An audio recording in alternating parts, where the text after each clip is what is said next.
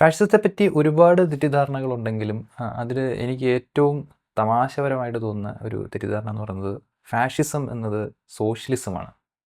അല്ലെങ്കിൽ സോഷ്യലിസമാണ് fascism, ഫാഷിസമാണ് socialism എന്ന രീതിയിലുള്ള പല ആഖ്യാനങ്ങൾ നമ്മുടെ സമൂഹത്തിൽ നിലനിൽക്കുന്നുണ്ട്.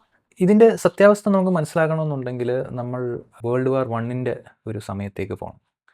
അവിടെ മുസോളിനി തൻ്റെ ഫാഷിസത്തെപ്പറ്റി ചിന്തിച്ചിരിക്കുന്ന ഒരു കാലഘട്ടമാണ്. മുസോളിനിയാണല്ലോ ഫാഷിസം തിയറൈസ് ചെയ്യുന്നത്.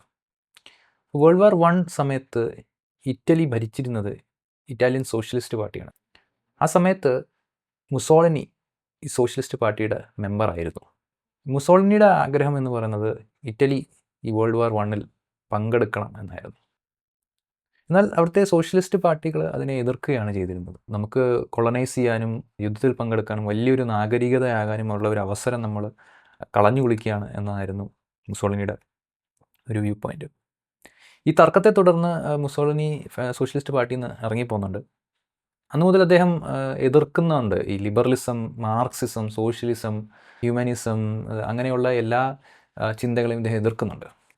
ഇറ്റലിക്ക് വലിയ ഒരു ശക്തമായ ഒരു രാജ്യമാകുന്നതിൽ നിന്ന് പിന്നോട്ടടിക്കുന്നത് ഇത്തരം തത്വചിന്തകളാണ് എന്ന് അദ്ദേഹം ഘോരം വാദിച്ചിരുന്നു. ഗ്രാംഷിയുടെ തന്നെ ഒരു അനാലിസിസ് ഉണ്ട് ഫാഷിസത്തെ പറ്റി.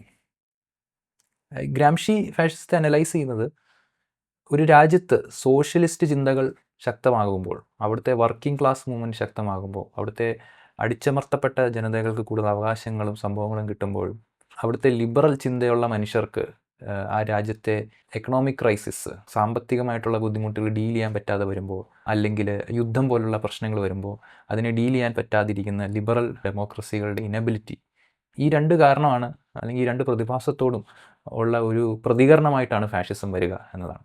ആൻഡ് അത് സത്യം തന്നെയാണ്. കാരണം അന്ന് ഇറ്റലിയിലുണ്ടായിരുന്ന വർക്കിംഗ് ക്ലാസ് മൂവ്മെൻറ്റുകൾ, ട്രേഡ് യൂണിയനുകൾ, പ്രിൻറ്റിംഗ് പ്രസ്, ഇതെല്ലാം തച്ചെടുക്കുന്നുണ്ട് ഈ ഇറ്റാലിയൻ ഫാഷിസ്റ്റ് മൂവ്മെൻറ്റ്. നമുക്കിനി ജർമ്മനിയിലേക്ക് പോകാം. ജർമ്മനിയിലെ സ്ഥിതികളും വലിയ വ്യത്യാസമൊന്നും ഉണ്ടായിരുന്നില്ല. 1920കളുടെ അവസാനമായപ്പോൾ തെരുവുകളിലൊക്കെ കമ്മ്യൂണിസ്റ്റുകാരോടും സോഷ്യലിസ്റ്റുകളോടും ഒക്കെ ഫൈറ്റ് ചെയ്ത് ഈ നാസി പാർട്ടി അഥവാ national socialist German workers party എന്ന് പറയുന്ന പാർട്ടി അധികാരത്തിൽ വരുന്നുണ്ട്. പലതരത്തിലുള്ള ആൻറ്റി സോഷ്യലിസ്റ്റ്, ആൻറ്റി മാർക്സിസ്റ്റ് റെട്ടറിക്കുകൾ പറഞ്ഞു തന്നെയാണ് അവർ വന്നിട്ടുള്ളത്.